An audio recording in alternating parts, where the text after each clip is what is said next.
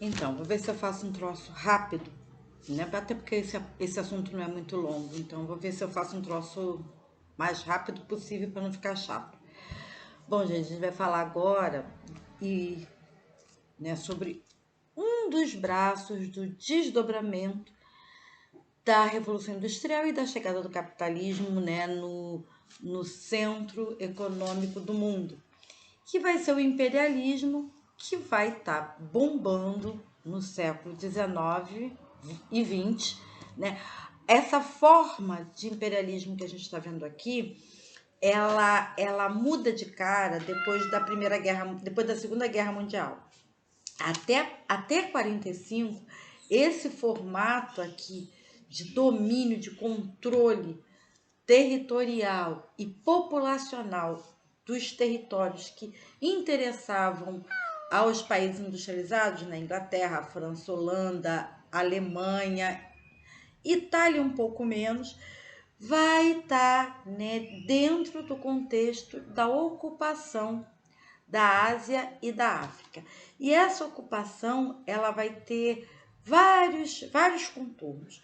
Primeiro a gente vai entender o que é o imperialismo e por que ele acontece, né? Então, o que principalmente é o imperialismo? É desdobramento, né, da Revolução Industrial e da necessidade de expansão territorial e de mercado.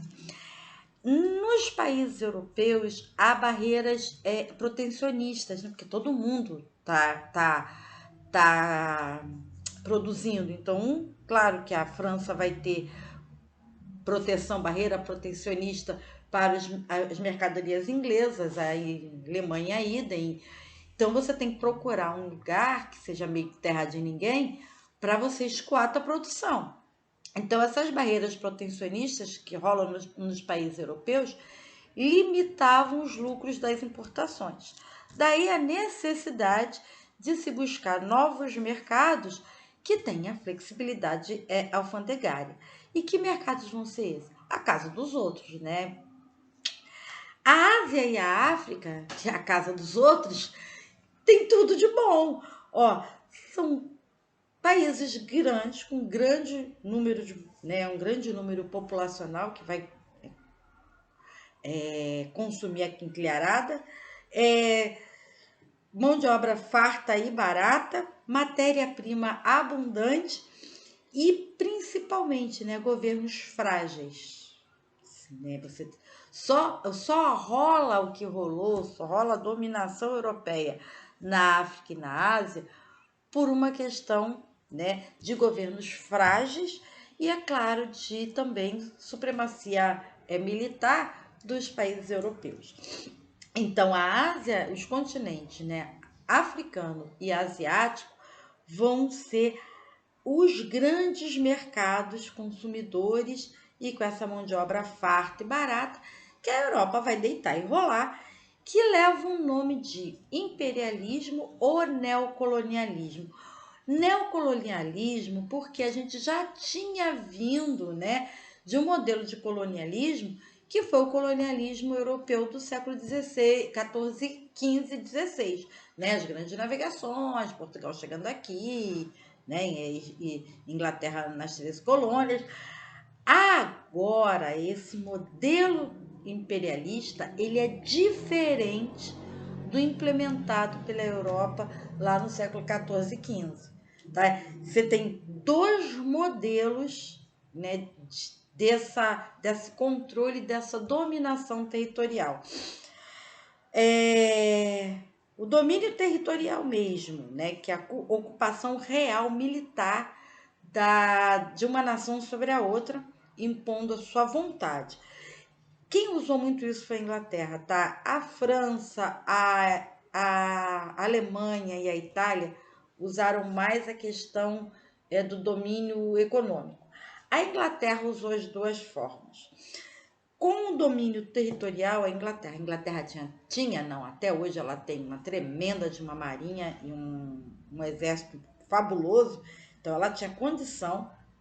Agora o exército inglês está meio, né, perdeu meio de foco por causa pro exército norte-americano, Mas a Inglaterra do século XIX é os Estados Unidos de hoje, tá? A gente não pode esquecer isso. E aí, né, usando a supremacia, né, da força armada, a Inglaterra, França também, tá? Ocupa a China, depois a gente vai ver a Guerra do Ópio, a Índia, né? A Índia era até território francês, mas aí a França e a Inglaterra tiveram uma briga lá e uma guerra lá que a França saiu derrotada, e aí perdeu não só a Índia, como o Canadá, e também uma parte da península da Indochina, que hoje a gente conhece como Vietnã, Laos e Camboja. E África do Sul, Congo, né, na mão da Bélgica. O rei Leopoldo foi um horror, um genocida de primeira linha. E a Etiópia, que era a região da Itália, tá? Também conhecida como Eritreia. No caso do domínio econômico, ele é feito através de acordos econômicos fajutérrimos, e aí a gente viu, né? O Brasil também sofreu muito desse domínio econômico dessa forma, tá? Uns acordos econômicos muito ruins para a parte, né, que vai ser explorada, né? E muito favorável para a parte lá, né, da grande potência europeia.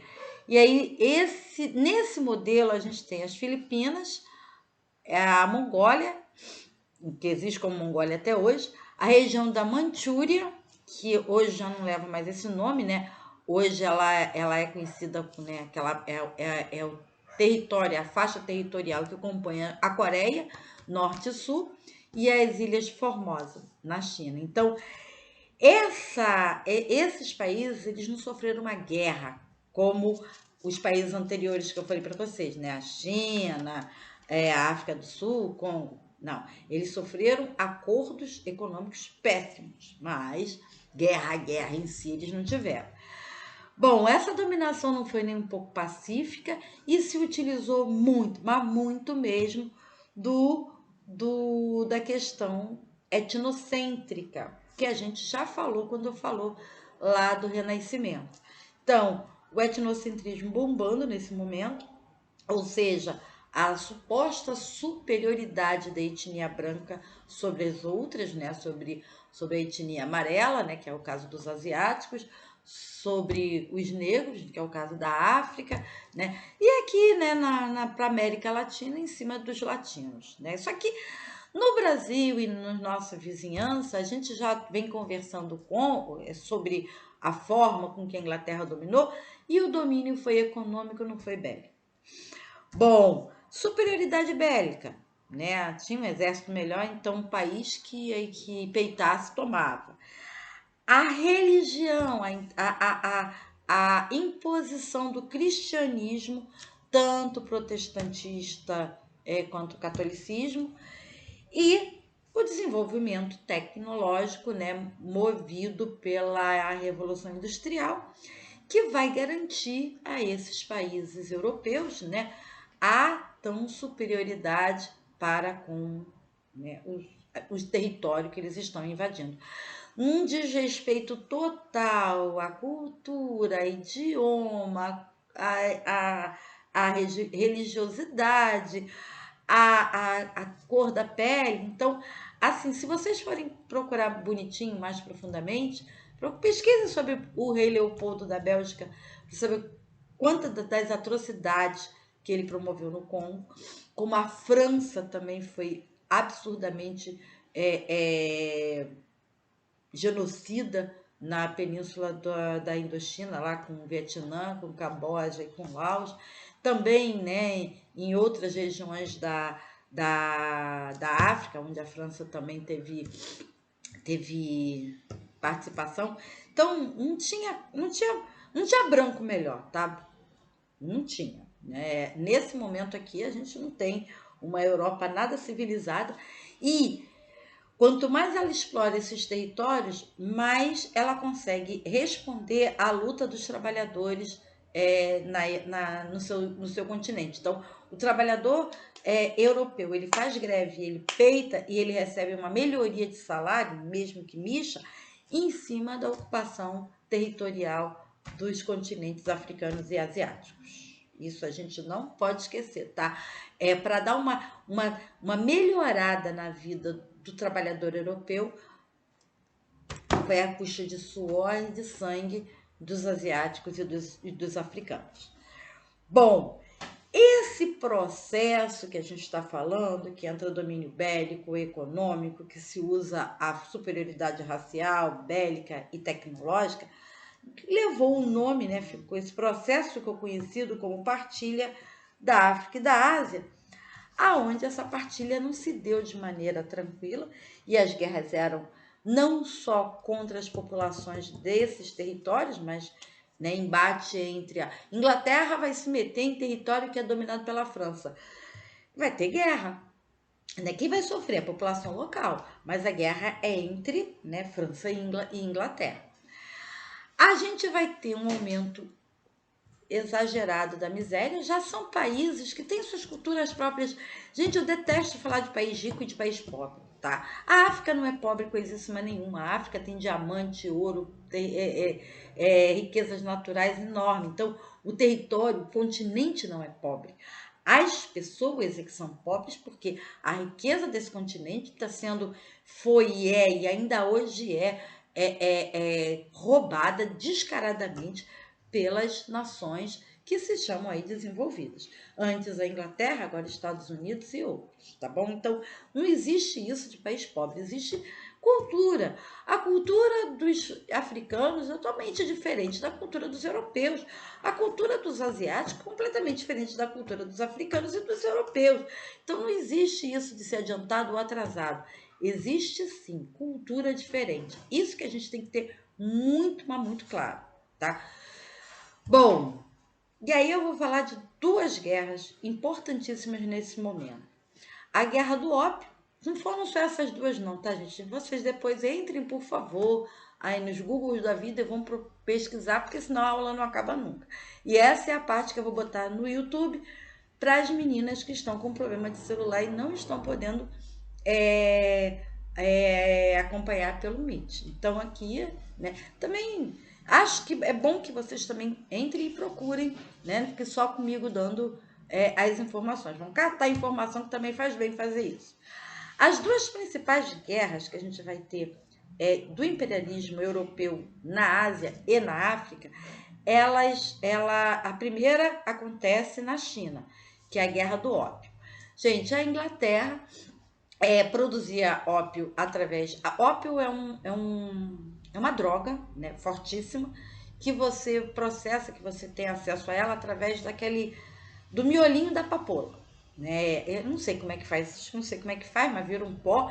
Esse pó tu bota para queimar. Dizem que não é barato, né? Nunca... não é uma droga que faça muito sucesso aqui, tá? É um troço mais asiático mesmo. A Inglaterra, como ela era, né, dominava a Índia, ela fabricava ópio pra caramba e vendia ópio livremente para todos os territórios que ela controlava, inclusive para a China. Só que o governo chinês começou a perceber que a população estava ficando letárgica. O número de viciados em ópio aumentou muito e isso gerou um problema sério na economia, porque o ópio, pelo que eu andei vendo em alguns filmes da época, parece muito com crack, né? O estágio de topor é muito parecido com o ópio e você precisa de consumir muito, porque o efeito também é muito rápido, passa muito rápido. Então, o governo chinês começou a perceber que o uso indiscriminado de ópio estava dando merda, estava dando chabu. Então, né, o imperador lá da China, na época, resolveu, né, proibir a venda, né, e o comércio do ópio. É claro que a Inglaterra não gostou, porque ela estava ganhando uma grana do cacete, e aí ela chamou a China para briga, para a guerra, né? Então, foi a Guerra do Ópio, que aconteceu entre 1839 e 1842. A China, infelizmente, saiu derrotada. Essa derrota da China gera um dos tratados econômicos horrorosos, né? Que a gente já viu na questão do domínio econômico, que é o Tratado de Nanquim, aonde a China tem que pagar para a Inglaterra indenização, porque perdeu a guerra, e ainda perde, né, um território que hoje, até hoje, é a capital da China, né? Um território importantíssimo, que é Hong Kong. Então, e aí a Inglaterra também, vamos pesquisar em filmes, que tem filmes daí, né? A Inglaterra se instaurou na China de uma tal maneira que foi assim, barbárie, né? Não foi outra coisa a não ser barbárie. E a gente tem na África, mais precisamente na África do Sul, que foi uma das regiões que a Inglaterra dominou por mais tempo, a Inglaterra foi sair de dentro da África do Sul só em 1990, a Guerra dos Boers, que acontece em dois momentos. 1880 e 1881 é uma guerra curta, ela leva um ano, é entre a Inglaterra e os colonos, né, o pessoal que estava na África do Sul, desde as grandes navegações, que são os franceses e os holandeses. A Inglaterra bota esses caras, né, bota os colonos holandeses e franceses para correr, facilita, né, vamos dizer assim, a independência da região, que a gente sabe que é uma grandíssima mentira. Porque qual é o grande interesse da Inglaterra na África do Sul?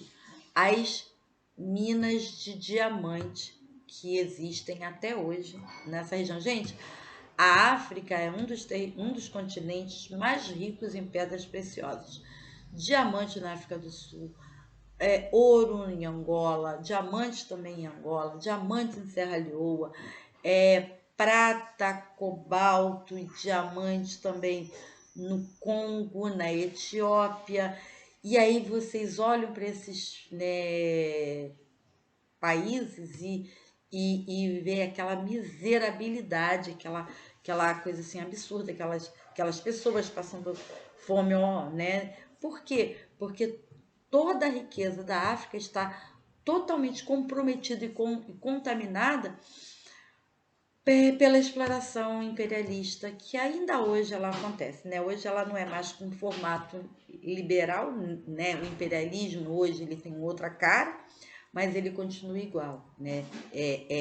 Promove guerra por causa de petróleo, por causa de tudo, né? E não é diferente nesse momento aqui. Bom, a Inglaterra consegue, né, botar os franceses e os holandeses para correr e domina toda a região da África do Sul. E aí nasce uma coisa muito barra pesada, né? Que se existia a questão étnica entre os franceses e os holandeses, com a Inglaterra piorou, porque a Inglaterra criou uma coisa chamada apartheid racial, ou seja, segregação mesmo. Branco para cá, preto para lá, preto não entra em território de branco, branco não entra em território de preto, e óbvio que os piores bairros são os pretos, enfim, né? Toda a miserabilidade possível e imaginária você vai ter na conta dos negros, que são donos do território. E aí vocês já devem ter ouvido falar do Nelson Mandela, que foi o grande líder, né, da década, né, do pós-guerra, né? E o Mandela vai estar brigando pelo fim do apartheid no início dos anos 50. Ele vai pegar uma cadeia que seria perpétua, mas ele consegue, por conta da pressão social, da pressão mundial, na virada dos anos 80, com a chegada do neoliberalismo, já não era mais possível manter determinadas coisas, uma pressão enorme do mundo inteiro, liberou o Mandela e o Mandela conseguiu, através, né, de acordos que eu até, né, tenho lá minhas discordâncias, mas através desses acordos ele conseguiu derrubar e acabar com a apartheid racial na África do Sul. Hoje nós não temos mais segregação racial. O Mandela foi presidente da África do Sul entre 90 e 95. Né, faleceu em 2002. É um dos líderes mundiais mais respeitados, né, que a gente tem por aí. Bom, na Primeira Guerra dos Boers, a Inglaterra se deu bem, né? Ocupou o espaço. Só que 1889 e 1900, a população, né, da África do Sul se rebelou contra tanta opressão. E aí você vai ter a Segunda Guerra, o segundo conflito. Esse conflito é barra pesada, porque aí não é mais branquinho francês, branquinho holandês contra branquinho inglês. é a negaiada africana contra a opressão inglesa. Essa guerra vai ser muito pesada, né? As atrocidades vão ser mil, e é claro que a Inglaterra leva melhor, e a África do Sul passa, né, a ser realmente colônia barra pesada lá embaixo do chinelo da Inglaterra, com segregação racial, tudo que eu falei antes, até 1990. Então, nesse modelo que a gente vê aí, que a gente hoje observa, né, principalmente vindo dos Estados Unidos, nesse contexto de dominação social e econômica, ele vai ser sempre importante e necessário na manutenção do capitalismo internacional. E aí, quem tem poder econômico, poder bélico, domina mesmo as outras nações. Tá legal, gente? Terminando por aqui. Semana que vem, aí sim eu volto para o Brasil, colocando o Brasil nesse contexto, que é a chegada da nossa república. Tá legal? Até!